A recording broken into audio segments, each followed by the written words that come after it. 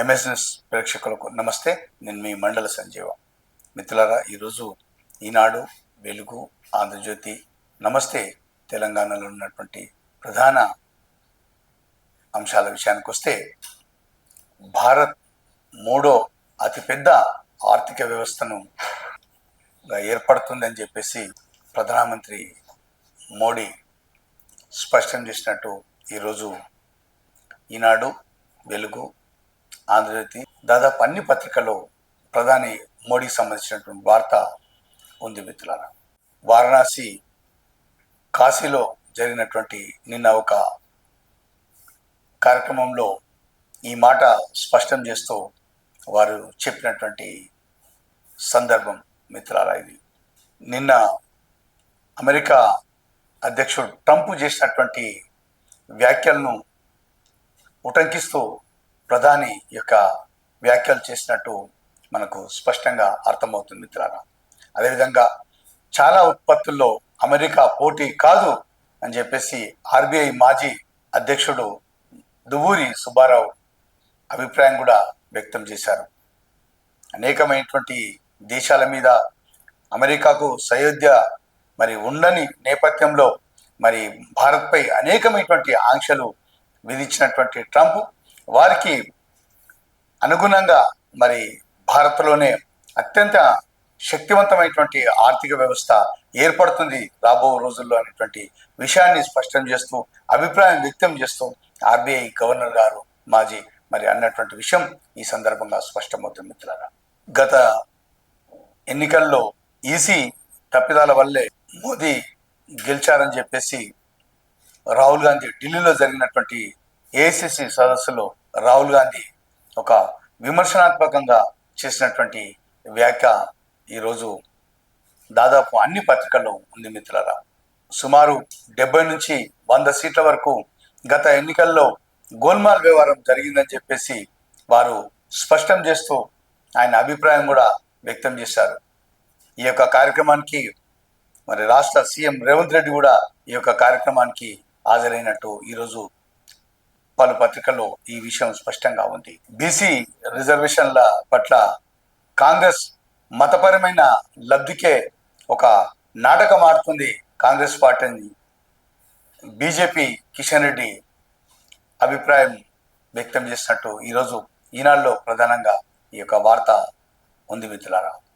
ఇదే వార్త బీజేపీ కిషన్ రెడ్డి కాంగ్రెస్ పార్టీని వ్యతిరేకిస్తూ బీసీ రిజర్వేషన్లో కేవలం వారిని ఒక తప్పుదో పట్టించేందుకే అనేటువంటి విషయం స్పష్టం చేస్తూ ఈ వ్యాఖ్య చేసినట్టు కనిపిస్తూ ఉంది.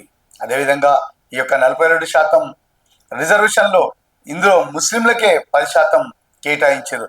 ఇక బీసీలకు వచ్చేది ఏముంది, ఒరిగేది ఏముంది అనేటువంటి విషయం స్పష్టం చేస్తూ ఈ యొక్క వార్తలో కనిపిస్తూ ఉంది మిత్రులారా. తమ పార్టీ అధికారంలోకి రాగానే సమగ్రవంతంగా ఈ యొక్క బీసీ రిజర్వేషన్ అమలు చేస్తామని స్పష్టం చేస్తూ ఈ యొక్క వార్తాపత్రికలో ఈరోజు బీజేపీ కిషన్ రెడ్డికి సంబంధించిన వార్త ఉంది.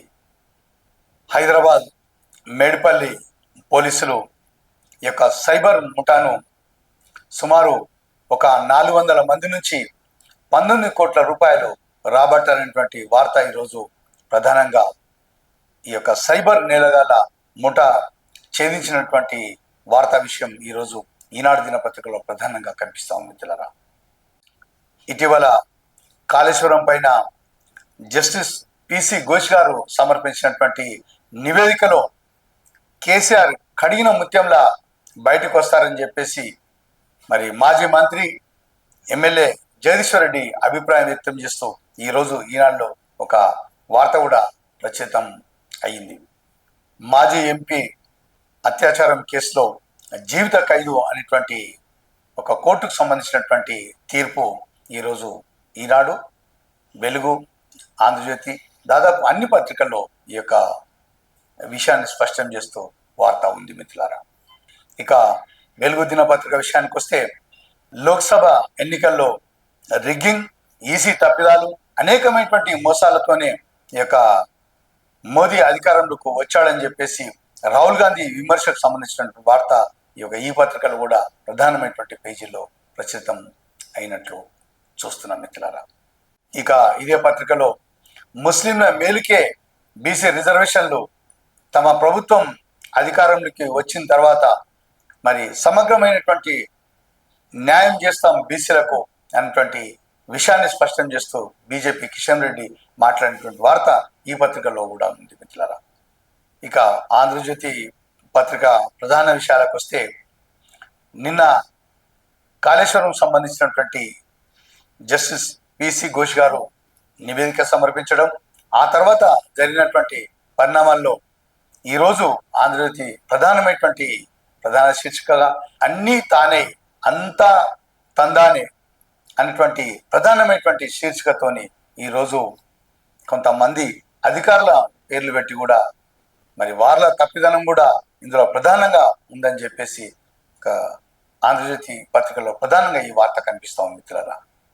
ఇక ఈరోజు నమస్తే తెలంగాణ వార్తాపత్రిక విషయానికి వస్తే, రోత రాతలు తప్పుడు కూతలు కాళేశ్వరం కమిషన్ పై నివేదిక అని చెప్పేసి జగదీశ్వర్ రెడ్డి చేసినటువంటి ప్రధానమైనటువంటి వార్త ఈరోజు యొక్క నమస్తే తెలంగాణ పత్రికలో కనిపిస్తా ఉంది మిత్రులారా. ఇక ఇదే పత్రికలో ఇటీవల సుప్రీంకోర్టు ఫిరాయించినటువంటి ఎమ్మెల్యేలపై వేటు వేయాల్సిందే అనేటువంటి వార్తకు స్పందిస్తూ, ఫిరాయింపు ఎమ్మెల్యే సీట్లలో ఉప ఎన్నికలు ఖాయమనేటువంటి వార్త కాంగ్రెస్ లో సిగపట్టు అనేటువంటి హెడ్డింగ్ తో ఉన్నటువంటి వార్త ఈ పత్రికలో కనిపిస్తాం మిత్రులారా. ఇక ఏపీలో బనకచర్ల చిచ్చు అనేటువంటి హెడ్డింగ్ తో ఉన్నటువంటి వార్త ఒకటి, ఈ యొక్క బనకచర్ల పైన వార్త ఒకటి ఉంది. అదేవిధంగా ఇటీవల కేటీఆర్ పై అనుచిత వ్యాఖ్యలు చేశారని చెప్పేసి ఆరోపించిన సందర్భంగా మంత్రి సురేఖపై క్రిమినల్ కేసు అనేటువంటి హెడ్డింగ్ తో ఉన్నటువంటి వార్త ఈ పత్రికలో కనిపిస్తా ఉంది మిత్రులారా. అదేవిధంగా కళ్ళు జోలికి వస్తే ఊరుకోం ఖబర్దార్ అనేటువంటి హెడ్డింగ్ తో ఉన్నటువంటి వార్త, కళ్ళు జోలికి వస్తే ఖబర్దార్ రేవంత్ అనేటువంటి ప్రధానమైనటువంటి శీర్షికతోని ఈ పత్రికలో కనిపిస్తా ఉంది మిత్రులారా. ఈనాడు దినపత్రికలో ఉన్నటువంటి ప్రధాన అంశాలు చూద్దాం. తెలంగాణ పోరాట స్ఫూర్తి ఆటల్లో చూపిద్దాం, ప్రపంచంతో పోటీ పడేందుకు నూతన క్రీడా విధానం రూపొందించాం. తెలంగాణ స్పోర్ట్స్ కాంక్లేవ్ సందర్భంగా సీఎం రేవంత్ రెడ్డి సమక్షంలో ఒప్పంద పత్రాలు ప్రదర్శిస్తున్న గగన్ నారంగ్ మంత్రి వాకటి శ్రీహరి చిత్రంలో జితేంద్ర రెడ్డి అనేటువంటి వార్త ఒకటి చూస్తున్న మిత్రులారా. స్వదేశీ ఉత్పత్తులు వాడటమే దేశానికి సేవ, మూడో ఆర్థిక వ్యవస్థగా ఎదిగేందుకు అదే మార్గం, ట్రంప్ వ్యాఖ్యలకు స్పందనగా ప్రధాని మోదీ పిలుపునటువంటి వార్త చూస్తున్న మిత్రులారా. నిన్న ట్రంప్ చేసినటువంటి అనేకమైనటువంటి సుంకాలకు సంబంధించి మరి ప్రధాని స్పందించి ఈ విధంగా మాట్లాడినట్టు వార్త తెలుస్తుంది మిత్రులారా. మంత్రి కొండా సురేఖపై క్రిమినల్ కేసు, కేటీఆర్ పరువు నష్టం కేసులో ప్రజాప్రతినిధుల కోర్టు ఆదేశమైనటువంటి వార్త ఇందులో చూస్తున్నాం. వార్త ఒకటి చూస్తున్నాం మిత్రులారా. ఇక చాలా ఉత్పత్తుల్లో అమెరికా పోటీదారు కాదు, వస్తువులు సేవలు మనం ఎగుమతి చేసే వాటికన్నా తక్కువ ధరకు అక్కడ దొరకవు, ట్రంప్ సుంకాలతో ఆ దేశ ప్రజలపై నిభారం, క్రిస్మస్ నాటికి తేలిపోతుంది, యుఎస్ మార్కెట్ ను పూర్తిగా విస్మరించలేం. ఈనాడు ఇంటర్వ్యూలో ఆర్బీఐ మాజీ గవర్నర్ దువ్వూరి సుబ్బారావు వారి అభిప్రాయం వ్యక్తం చేసినటువంటి వార్త మిత్రులారా. స్నేహితుడే ఎప్పుడో ఒకప్పుడు మనసు గాయపడుతుంది, దాన్ని మనిపించే ఔషధం స్నేహం. జీవన గమనంలో ఎన్నో అవమానాలు, దాని నుంచి బయటపడేసే ఓదార్పు స్నేహం. అమ్మ ఆదరించదనో నాన్న మందలించాడనో బాధ కలుగుతుంది, దాన్ని మరిపించే మంత్రం స్నేహం. సంసారంలో కలతలు సహజం, సర్ది చెప్పే చొరవ పేరు స్నేహం, అదో మాటలకు అందని భావం, ఆత్మ పెనవేసుకున్న బంధం, అనిర్వచనీయం, అజరామరం. నేడు స్నేహితుల దినోత్సవం. మరి స్నేహితుల దినోత్సవం ఒకరోజు కాకుండా మరి ఎప్పటికి ఉంటే మరి జీవితాంతం, పుట్టినప్పటి నుంచి మరి ఒక జీవనయాత్ర చివరి వరకు ఉండాలి. యొక్క స్నేహం అనేటువంటి మాట కేవలం ఒకటే రోజుకు పరిమితమై మరి తెల్లారి నుంచి స్నేహితం అనేటువంటి కాదు, జీవితాంతం కలిసి ఉన్నదే ఒక మంచి బంధం, మంచి స్నేహం, మంచి వాతావరణం. మరి మన కష్ట సుఖాలు ఎదుటివారితో మన స్నేహితులతోని మరి పంచుకున్నప్పుడే సగం బాధ పోతుంది, సగం రోగం పోతుంది, సగం సమస్యలు పోతాయి. జీవితం అనేకమైనటువంటి ఒక దూదిపింజంలా జీవితం అవుతుందని అనేకమైనటువంటి రచయితల మాటలు విన్నాం. కవులు కళాకారులు చెప్పినటువంటి విషయంలో స్పష్టంగా వారు చెప్పారు. స్నేహితులు, చిన్ననాటి స్నేహితులకు ఉన్నటువంటి ఆ యొక్క మాధుర్యం, అనురాగం, ఆప్యాయత, అనుబంధం అంతకంటే ఇంకోటి మించి లేదు మిత్రులారా. స్నేహమేరా జీవితం అనేటువంటి అనేకమైనటువంటి పాటలు గతంలో వచ్చాయి. ఈరోజు వెలుగు దినపత్రికలో ఉన్నటువంటి ప్రధాన అంశాలు సార్ చూద్దాం. మూడో అతిపెద్ద ఆర్థిక వ్యవస్థగా భారత్ ఎదుగుతుంది, స్వదేశీ ఉత్పత్తుల విప్లవానికి నడు బిగించాలి ప్రధాని మోదీ. ఇది వారణాసి కాశీలో జరిగినటువంటి కార్యక్రమం. అక్కడ జరిగినటువంటి వారణాసిలో జరిగిన కార్యక్రమంలో ఓ దివ్యాంగుడికి వీల్ చైర్ అందజేస్తున్న ప్రధాని మోదీ. పక్కన యూపీ సీఎం యోగి కూడా ఉండేటువంటి వార్త, ఫోటోతో ఉన్నటువంటి వార్త ఒకటి చూస్తున్నాం మిత్రులారా. అదేవిధంగా ముస్లింల మేలుకే బీసీ రిజర్వేషన్లు 42% రిజర్వేషన్లో 10% ముస్లింలకు పోతే బీసీలకు మిగిలేది 32%. కిషన్ రెడ్డి బీసీల గొంతు కోసేందుకు రాహుల్ రేవంత్ యత్నం, ఆ కుట్రలను బీసీ సమాజం తిప్పికొట్టాలని వ్యాఖ్య. బీసీలకు రిజర్వేషన్ల పేరుతో అధికారంలోకి వచ్చి ఇప్పుడు కేంద్రంపై నిందలు వేస్తారా? రామచంద్రరావు బీసీ రిజర్వేషన్లపై ఇందిరా పార్క్ వద్ద బీజేపీ ఓబీసీ మోర్చా ధర్నా అనేటువంటి వార్త ఒకటి చూస్తున్నాం మిత్రులారా. ఇలా లోక్సభ ఎన్నికల్లో రిగ్గింగ్ 70 నుంచి 100 సీట్లలో అక్రమాలు జరిగాయి, వాటిలో 15 సీట్లు తగ్గిన మోదీ ప్రధాని కాకపోతుండే రాహుల్ గాంధీ అంటున్నటువంటి మాట. ఆధారాలు ఆటం బాంబులా పేల్తాయి అనేటువంటి వార్త ఇందులో చూస్తున్నాం మిత్రులారా. కాళేశ్వరంతో ప్రజాధనం వృధా, ఆ ప్రాజెక్టు వల్ల పంటలకు చుక్క నీరు రాలే, మంత్రి వివేక్ అంటున్నటువంటి మాట ఇందులో ఉంది. గొర్రెల స్కామ్ డబ్బు ఎటుపోయింది, విదేశాలకు మనీ లాండరింగ్ జరిగిందా, 2023 అసెంబ్లీ ఎన్నికల్లో ఖర్చు పెట్టారా, 1000 కోట్ల గోల్మాల్పై వివిధ కోణాల్లో దర్యాప్తు చేస్తున్న ఈడీ. మరి బాధిత రైతుల విచారణకు ఏర్పాట్లు, ఆర్థిక లావాదేవీలపై దృష్టి, కీలక వ్యక్తుల సహకారంతో స్కామ్ లో లీడర్లు అనేటువంటి వార్త. 553 మంది పంచాయతీ కార్యదర్శుల ఫేక్ అటెండెన్స్, అవుట్ సోర్సింగ్ ఉద్యోగి తొలగింపు, మరో 15 మంది సస్పెండ్. రాష్ట్ర వ్యాప్తంగా కొనసాగుతున్న ఎంక్వైరీ, నిర్లక్ష్యం వహించిన 47 మంది ఎంపీఓలకు షోకాజ్ నోటీసులు, ఫేక్ అటెండెన్స్ పై మంత్రి సీతక్క సీరియస్ అనేటువంటి వార్త చూస్తున్నాం మిత్రులారా. ఈ యొక్క పంచాయత్ సెక్రటరీలు ఎవరు డబ్బులు ఇస్తారు, మరి ఆ ఇళ్ల పన్ను ఖర్చులు అనేటువంటి పొద్దున్న లేస్తే వీళ్ళు ఏం చేస్తారంటే ఒక లిస్టు తయారు చేసుకుంటారు. ఎవరి నుంచి డబ్బులు వస్తాయి, మన పరిధిలో ఎన్ని కంపెనీలు ఉన్నాయి, వారిచ్చే డబ్బు ఎంత, మనం రిసిప్ట్ ఎంత ఇవ్వాలి. 1 లక్ష రూపాయలు ఒక కంపెనీ నుంచి ఇచ్చేది ఉంటే వాళ్ళకు ముందుగానే 3-4 లక్షల రూపాయలు నోటీస్ అందజేస్తారు. నోటీస్ అందజేసి కార్యదర్శులు ఏం చేస్తారంటే, అనవసరంగా 3-4 లక్షలు ఎందుకు కడతారా, 50,000 కట్టండి, నేను అదే ఇస్తాను రిపోర్టు, ఏరియా తక్కువ చూపిస్తాం, ఎందుకు కంపెనీ విశాలమైనటువంటి 5-10 ఎకరాల మీ కంపెనీ ఉన్న మట్టుకు వీళ్ళే సలహా ఇస్తుంటారు.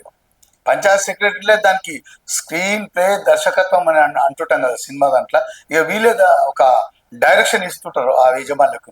వాళ్ళు కూడా ఏమనుకుంటారు, 4-5 లక్షల రూపాయలు మనం కట్టేదానికి 50,000తో అయిపోతుంది, ఆ సెక్రటరీకో 50,000 1 లక్ష రూపాయలు ఇస్తే మనకు పోయేదేముంది. ఇట్లా ఒక అడ్జస్ట్మెంట్ అనమాట. అంటే ఎటు తిరిగి ప్రభుత్వానికి బొక్క. ఈ విషయంలో వాళ్ళు కూడా ఏమనుకుంటారు, ఈ కంపెనీ వాళ్ళు సంస్థలు కూడా ఏమనుకుంటారు అంటే, అనవసరంగా ఎందుకయ్యా మనకు ఈ సెక్రటరీతోని వాళ్ళతో వీళ్ళతో ఇబ్బందులు, మనకు రిసిప్ట్ వస్తుంది చాలు. ఇగో ఈ విధమైనటువంటి ధోరణితోని ఈరోజు ఆ యొక్క గ్రామ పంచాయతీ లిమిట్స్ లో ఉన్నటువంటి కంపెనీలు కానీ, ఏదైనా ఒక చిన్న చిన్న ఇల్లు కానీ, పెద్ద పెద్ద ఏమన్నా స్మాల్ స్కేల్ ఇండస్ట్రీస్ కానీ, వీరి నుంచి అయితే అనేకమైనటువంటి లక్షల రూపాయలు యొక్క పంచాయతీ సెక్రటరీలు చేస్తున్నటువంటి చేతివాటం అని చెప్పొచ్చు మిత్రులారా. పార్లమెంట్ సాక్షిగా యూరియాపై తప్పుడు లెక్కలు, మంత్రి తుమ్మల సంబంధించిన వార్తలు. ఇక మండలి సమావేశంలో పాత అసెంబ్లీ బిల్డింగ్ లోనే అనేటువంటి వార్త. అసెంబ్లీ బిల్డింగ్ పునర్నిర్మాణ పనులను పరిశీలిస్తున్న గుత్తా సుఖేందర్ రెడ్డి అనేటువంటి వార్త కూడా చూస్తున్నాం మిత్రులారా. ఢిల్లీ టూర్లలో రేవంత్ హాఫ్ సెంచరీ, కేటీఆర్ విమర్శ అనేటువంటి వార్త ఇందులో చూస్తాం. రాని కేసీఆర్ కు జీతం ఎందుకు, ఫిషరీస్ చైర్మన్ మెట్టు సాయం. ఈరోజు ఆంధ్రజ్యోతి పత్రికలో ఉన్నటువంటి ప్రధాన అంశాలు చూద్దాం మిత్రులు. అన్నీ తానే, అంతా తందానే, కాళేశ్వరం ప్రాజెక్టు వైఫల్యానికి పాపాల భైరవుడు కేసీఆర్, బ్యారేజీలు ఎప్పుడు ఎక్కడ ఎలా కట్టాలో ఆయనే చెప్పారు, నీటి నిల్వ నిర్ణయము ఆయనదే, బో అండ్ ఎం చేయించలేదు, అంచనాలు పెంచింది, కాంట్రాక్టర్లను సవరించింది ఆయనే, బ్యారేజీలు కూలడానికి అవకతవకలకు కారణం కేసీఆర్, బ్యారేజీలు ఎక్కడ కట్టాలనేది కేసీఆర్, హరీష్ సొంత నిర్ణయమే, వీళ్ళు నిర్ణయం తీసుకొని ఆ తర్వాత వ్యాస్కో బాధ్యతలు హైపవర్ కమిటీ నిర్ణయాన్ని తుంగలో తొక్కేశారు, భారీ ఎత్తున ప్రజాధనం దుర్వినియోగం కారణమయ్యారు, మేడిగడ్డ 7వ బ్లాక్ పునరుద్ధరణ బాధ్యత ఎలాంటిదే, అన్నారం సింధుల్లో లోపాలు సరిచేయాల్సింది నిర్మాణ సంస్థలే, కమిషన్ కు కేసీఆర్ హరీష్ తప్పుడు సాక్ష్యాలు ఇచ్చారు, నిగ్గు తేల్చిన జస్టిస్ పిసి ఘోష్ కమిషన్ నివేదిక. అంటే కమిషన్ సంబంధించిన వార్త మరి ఎట్లా వీళ్ళు సేకరించిన వార్తనైతుంది. ఇక మేడిగడ్డ ప్రాజెక్టు అంటే పగిలిపోయినటువంటి ఒక ఫోటో పెద్దది ఉంది. ఇక దీనికి అధికారుల తప్పిదనం కూడా ఇచ్చారు. అధికారుల తప్పిదాలు ఇవే, ఎస్కే జోషి అప్పటి నీటిపారుదల శాఖ ముఖ్య కార్యదర్శి జోషి వీరు, స్మితా సబర్వాల్ నాటి సీఎం అదనపు కార్యదర్శి, సి మురళీధర్ నాటి ఈఎన్సి, వీరితోనే మొన్న 4,500 కోట్లు దొరికినాయి ఈ దొర దగ్గర. ఇక బి హరిరామ్ నాటి సిఇఓ, వీరి దగ్గర కూడా 500 కోట్లు మనం ఏసీబీజీ ఇచ్చినటువంటి వార్త చదివినాం. ఇక ఎన్ వెంకటేశ్వర్లు, కె సుధాకర్ రెడ్డి, ఓంకార్ సింగ్ నిర్లక్ష్యంగా వ్యవహరించడం, నిజాయితీగా పనిచేయకపోవడంతో పాటు విచారణ కమిషన్ ఎదుట తప్పుడు సాక్ష్యాలు చెప్పారు. హరిరామ్, నరేందర్ రెడ్డి, కేఎస్ఎస్ చంద్రశేఖర్, బసవరాజు, టి శ్రీనివాస్, ఓంకార్ సింగ్ లను చట్ట ప్రకారం కఠినంగా శిక్షించాలని వార్త ఇందులో ఉంది మిత్రులారా. ఇక 75 ఏళ్ల నిబంధన మోదీకి వర్తించదా? కుర్చీ వదలాలన్న భాగవత్ మాట పట్టదా?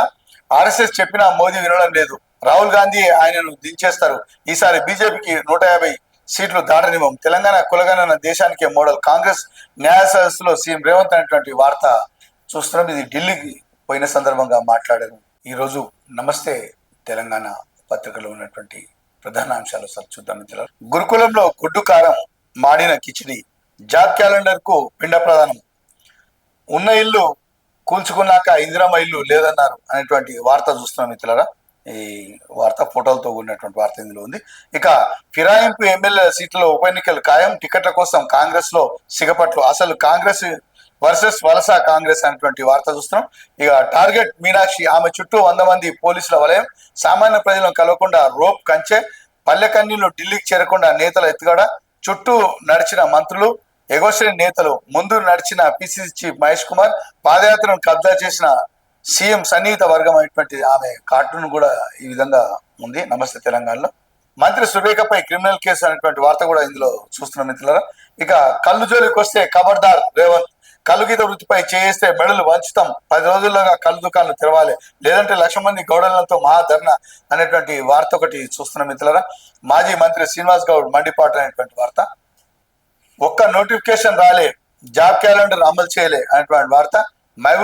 మహబూబాబాద్ ట్రైబల్ వెల్ఫేర్ లో మరి సత్యవతి రాథోడ్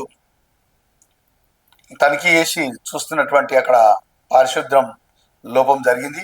అపరిశుభ్రంగా ఉన్న పరిసరాలను చూసి ఆగ్రహం వ్యక్తం చేస్తున్న సత్యవతి రాథోడ్ అనేటువంటి వార్త ఇందులో చూస్తాం మిత్రులారా. అదేవిధంగా మాడిన కిచిడి, గొడ్డు కారంతో అల్పాహారమా క్వశ్చన్ మార్క్ తో కూడిన వార్త. గురుకులంలో తగిన వసతి సౌకర్యాలు కల్పించాలని మహబూబాబాద్ గురుకులంలో సందర్శనలో సత్యవతి రాథోడ్ అనేటువంటి వార్త ఇందులో చూస్తాం మిత్రులు. సివిల్ సర్వెంట్ల క్వశ్చన్ మార్క్. రేవంత్ బానిసల, బీఆర్ఎస్ హయాంలో ఒక్క రేషన్ కార్డు కూడా ఇవ్వలేదని వారు ఎలా చెప్తారు? ఆ అధికారులపై ఫిర్యాదు చేస్తాం. బీఆర్ఎస్ ఎమ్మెల్యే దాసోజు, కేసీఆర్ సర్కార్ హయాంలో 6.47 లక్షల కొత్త రేషన్ కార్డులు జారీ చేశామని వెల్లడి. ఈరోజు మిత్రులారా, ఈనాడు, వెలుగు, ఆంధ్రజ్యోతి, నమస్తే తెలంగాణలో ఉన్నటువంటి వార్తలు చదివి వినిపించే ప్రయత్నం చేశాం. ఇవి ఈనాటి మిత్రులారా. నమస్తే.